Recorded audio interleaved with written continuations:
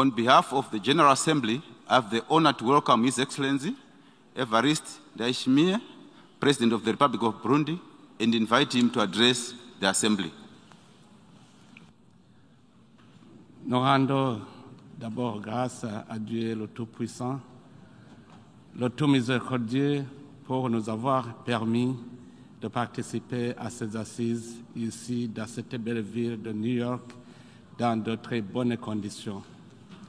Excellence, Monsieur Sabah Korossi, président de la 77e session ordinaire de l'Assemblée générale des Nations unies, Excellences, Mesdames, Messieurs les chefs d'État et de gouvernement, Majesté, Monsieur le secrétaire général des Nations unies, Mesdames, Messieurs les chefs de délégation, distingués délégués, Mesdames, Messieurs.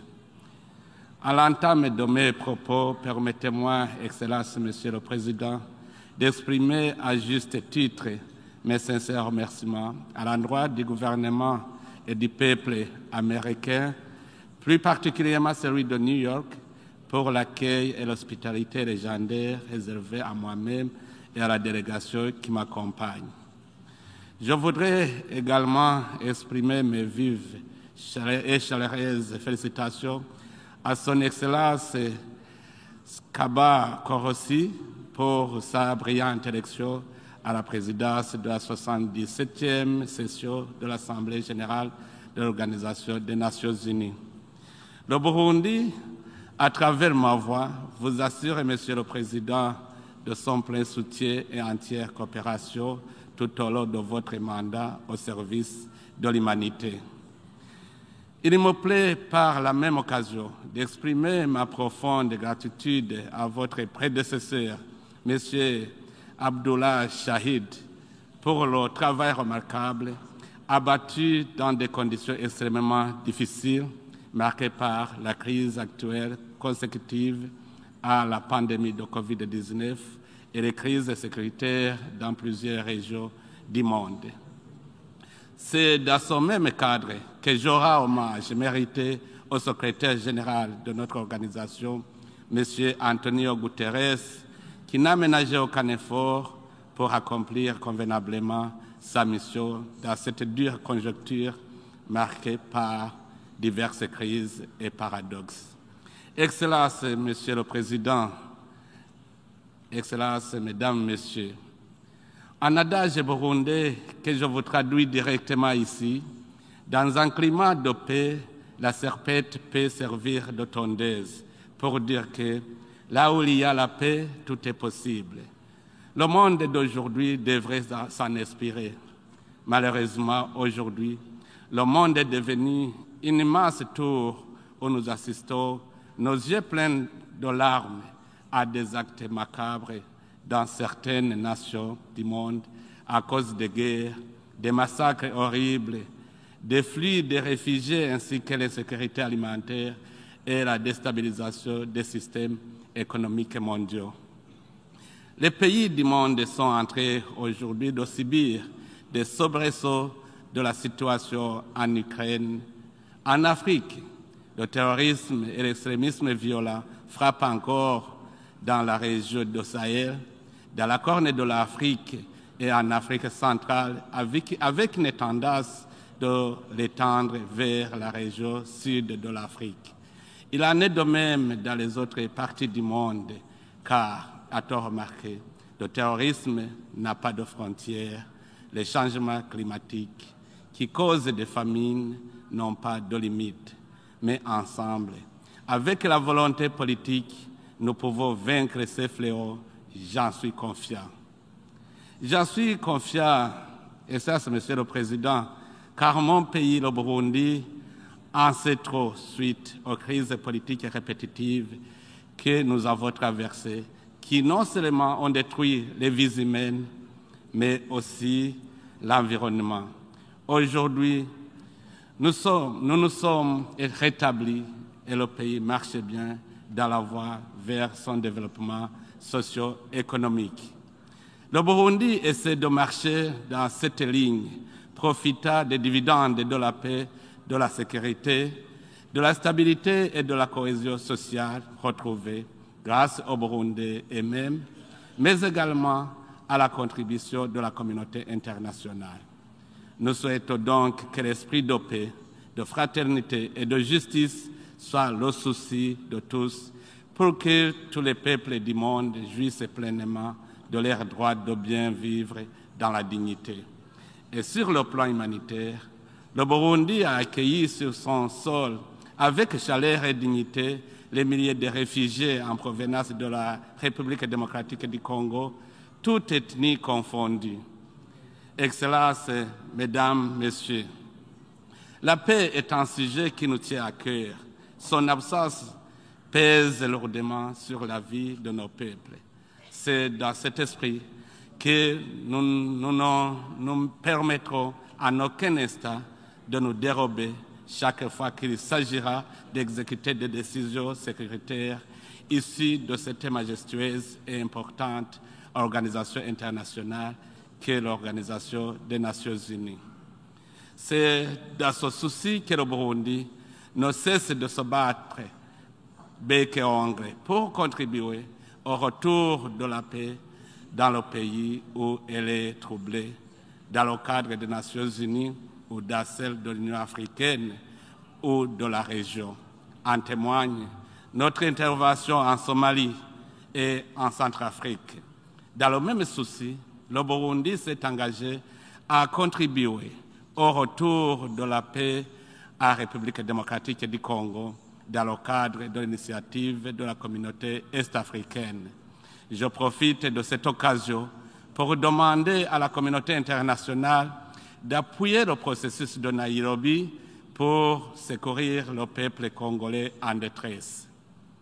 Toujours dans le cadre de la paix et la sécurité, la participation à cette session me suggère de solliciter très humblement l'implication des Nations Unies pour traquer les groupes terroristes qui commencent à s'infiltrer dans notre sous-région, sans oublier ceux qui sévissent déjà dans d'autres coins du monde. La communauté de l'Afrique de l'Est, dont le Burundi assure la présidence, vient d'accueillir un nouveau membre de la République démocratique du Congo et avec les autres chefs d'État des pays membres, nous nous sommes donnés comme objectif de stabiliser toute la communauté pour que les populations de nos pays, pour permettre aux populations de nos pays de se concentrer en fait au projet de développement socio-économique. C'est pour cette raison que le gouvernement burundais est en train de développer les infrastructures de transport telles que la voie routière, la voie ferrée et la voie aérienne, ainsi que le transport lacustre, afin de réussir l'approche multimodale et interconnectée au niveau national et sous-régional qui s'impose à mon pays de manière incontournable. Le Burundi, ensemble avec la RDC et la Tanzanie, travaille étroitement pour réaliser le projet ambitieux de chemin de fer Uvinza, Musongati, Gitega, Bujumbura, Uvira et Kindu, devant relier les trois pays et les deux océans Atlantique et Indien. Ce méga-projet permettra non seulement de booster les économies des trois pays, mais également de faciliter la circulation des biens et des personnes dans la sous-région. Nous souhaitons que les États membres des Nations Unies se lèvent comme un seul homme pour protéger et promouvoir tous les droits humains dont doit jouir l'humanité sans distinction aucune. Nous apprécions ce qui se fait déjà aujourd'hui, mais il reste encore à faire pour que l'homme jouisse pleinement de tous les droits que lui confère la nature humaine. C'est pour cela que je profite de cette occasion pour remercier vivement la communauté internationale pour les efforts qu'elle a fournis pour rétablir la paix et la stabilité dans mon pays. Dans ce cadre, il me convient de porter à la connaissance de cette auguste assemblée qu'une justice équitable pour tous est aujourd'hui une réalité et que les droits de l'homme dont le droit d'expression et de presse sont respectés sur toute l'étendue du territoire burundais. Mais malheureusement, certains fonctionnaires portant le flambeau de certaines institutions de notre organisation découragent ce développement positif par la politisation de la démocratie et de la lutte contre l'impunité. Dans certains pays, y compris le mien, quand la démocratie telle qu'elle est définie s'enracine, certains fonctionnaires des Nations Unies la dénaturent à la qualifiant d'incrédible ou de non inclusive pour nous maintenir dans des tensions inutiles. Quand nous nous battons au quotidien contre l'impunité, certains fonctionnaires des Nations Unies cherchent encore à disqualifier nos actions. Il est alors grand temps, Monsieur le Président, que le Haut Commissariat des droits de l'homme soit en diapason avec l'ensemble des États membres pour avoir une lecture commune de la direction des politiques de nos pays au lieu de vouloir téléguider ces actions à travers des commissions et des bureaux des rapporteurs spéciaux inattendus. Le moment est venu, Monsieur le Président, pour que les Nations Unies reconnaissent les avancées réalisées par mon pays depuis 17 ans et comprennent que le statut de pays fragile ne s'applique plus au Burundi. Excellences, Monsieur le Président, Excellences, Mesdames, Messieurs, l'homme est au cœur de l'économie depuis la famille jusqu'au niveau mondial. Nous devons donc contribuer au développement du capital humain en dotant à nos populations des outils appropriés, des expériences et des savoirs adaptés aux exigences de la vie aujourd'hui.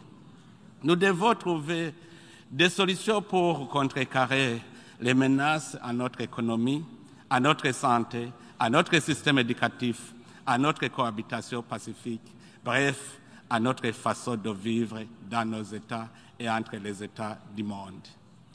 Nous savons que l'Organisation des Nations Unies a le souci de contribuer à l'amélioration des conditions de vie des populations du monde par l'accès à des revenus familiaux suffisants pour assurer un niveau de vie décent.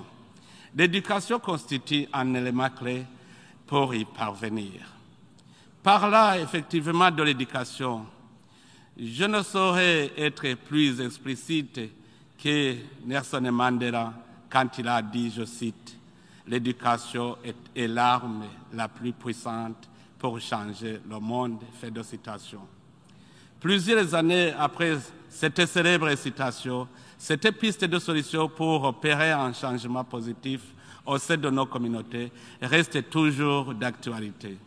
L'éducation permet aux jeunes d'avoir des aspirations et des ambitions pour l'avenir et constitue un outil efficace de lutte contre la violence et le terrorisme.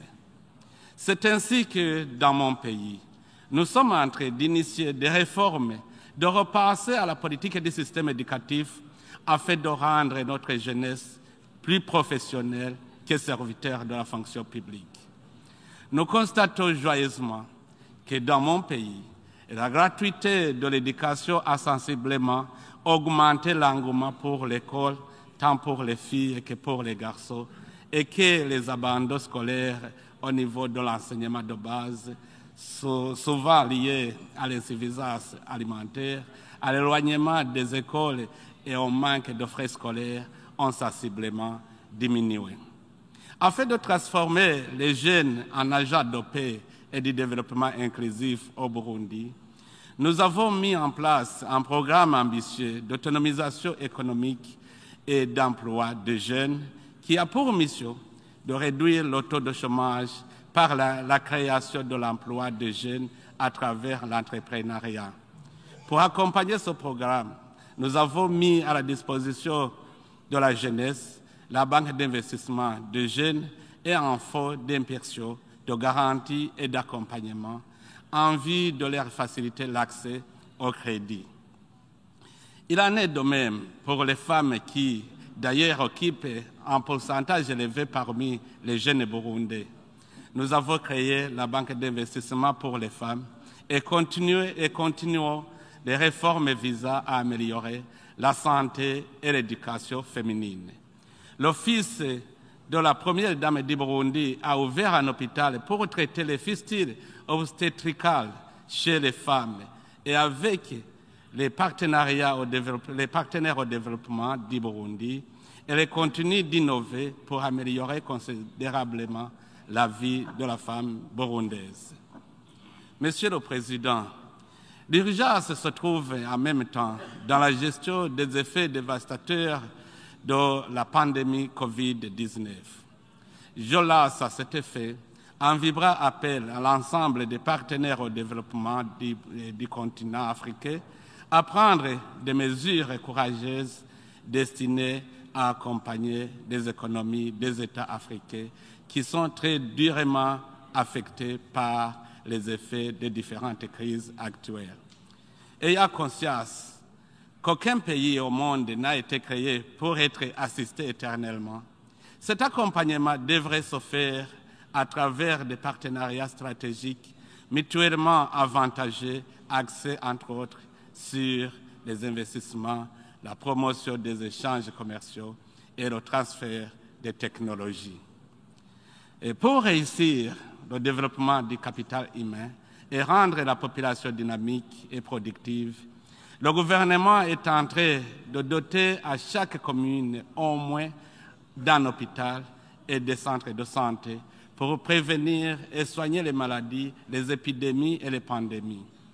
Nous nous félicitons pour avoir pu lutter efficacement contre la pandémie de COVID-19, mais la lutte continue. Je vous informe aussi que la gratuité des soins de santé est assurée pour les enfants de moins de 5 ans et pour les femmes enceintes qui accouchent dans des hôpitaux et centres de santé publics, ce qui a réduit sensiblement la mortalité infantile. Dans ce cadre, le combat engagé pour le développement économique de mon pays passe d'abord par le développement du secteur agricole. C'est à cette fin que mon gouvernement a baptisé cette année l'année de l'agriculture au Burundi sous le thème général « L'agriculture source de l'économie nationale ». Notre programme en matière de développement agricole passe avant tout par le changement de mentalité et des pratiques actuelles. Nous incitons la population à viser plus loin en ne se contentant pas de produire pour consommer localement, mais aussi et surtout pour l'exportation, à unir ses forces pour travailler ensemble en coopérative agricole, à viser le remplacement progressif de la roue par des outils modernes et les technologies agricoles. Dans le cadre de l'environnement, le Burundi ne reste pas les bras croisés, surtout que nous connaissons des cas de sécheresse dans certaines régions, des crues des rivières et des lacs, des inondations et des glissements de terrain qui emportent parfois des vies humaines, des maisons, des plantations, entraînant ainsi l'insuffisance alimentaire. Face à cela, le Burundi se joint à la décision du monde en réalisant des travaux de protection, de conservation et de gestion de l'environnement à travers des activités diverses sur tout le territoire national. Tout cela s'accompagne par l'apprentissage à la résilience contre le changement climatique, par non seulement la pratique de l'irrigation collinaire, mais aussi par des actions de protection du sol en traçant les courbes de niveau et en reboisant tous les terrains dans le cadre de projets initiés par le gouvernement baptisé Ewe Burundi Rambaye et le Burundi couvert. Dans mon pays, le jour de jeudi chaque semaine est consacré à cet effet sur tout le territoire national. Nous devons aussi veiller à développer progressivement les infrastructures d'appui à la production, en particulier l'énergie et le transport, pour mieux assurer la croissance des autres secteurs porteurs de croissance et d'emploi. Le gouvernement burundais a entrepris un vaste chantier de développement du secteur énergétique par la mobilisation des ressources à travers les cofinancements et les investissements du secteur privé. il s'agit de mettre en valeur les potentiels hydroélectriques et solaires, de la tourbe, des ressources géothermiques et des déchets municipaux. Les deux secteurs que je viens de mettre en exergue apportent également un appui crucial à l'exploitation des potentialités du secteur minier. Nous voulons ici développer un partenariat technique et financier mutuellement avantageux et équilibré dans le domaine de la prospection, de l'exploitation et de la transformation des produits miniers et géologiques dont les études réalisées révèlent un sous-sol très riche et encore vierge. Monsieur le Président, Mesdames, Messieurs, pour que la paix et le développement soient une réalité, il faut que la bonne gouvernance et la bonne gestion des finances publiques soient mises en avant. Cela permet non seulement de combattre les frustrations au sein des citoyens qui sont d'ailleurs à l'origine des conflits sociaux, mais aussi il permet de bien planifier l'économie nationale. Nous vous informons que les mécanismes nationaux de lutte contre la corruption et les activités connexes sont très renforcés et que les actes de corruption sont efficacement combattus et les citoyens en sont satisfaits. Pour l'activité économique, le Burundi est sur la bonne voie en mettant à profit ses ressources minières, les voies de transport routier, maritime et ferroviaire bientôt aux opérateurs économiques.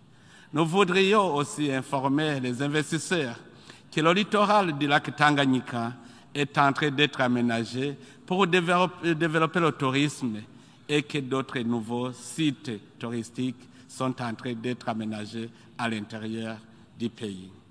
Monsieur le Président, Mesdames, Messieurs, avant de terminer mon propos, je voudrais encore une fois réaffirmer la détermination de mon pays à continuer à entretenir de bonnes relations diplomatiques et de coopération mutuellement avantageuses, gagnant-gagnant, avec tous les États et toutes les organisations internationales dans le cadre de faire face aux défis fondamentaux qui nous menacent tous. Nous nous réjouissons de la reprise de bonnes relations politiques, diplomatiques et économiques qui avaient été gelées avec certains États et organisations internationales. Notre souhait ardent est d'entretenir avec les pays et les organisations internationales de bonnes relations fortes qui contribuent à un avenir radieux du Burundi et de tous les pays du monde. Je vous remercie de votre aimable attention. Que Dieu vous bénisse. Merci. On behalf of the Assembly, I wish to thank the President of the Republic of Burundi for the statement just made and I request protocol to escort His Excellency. The Assembly will hear an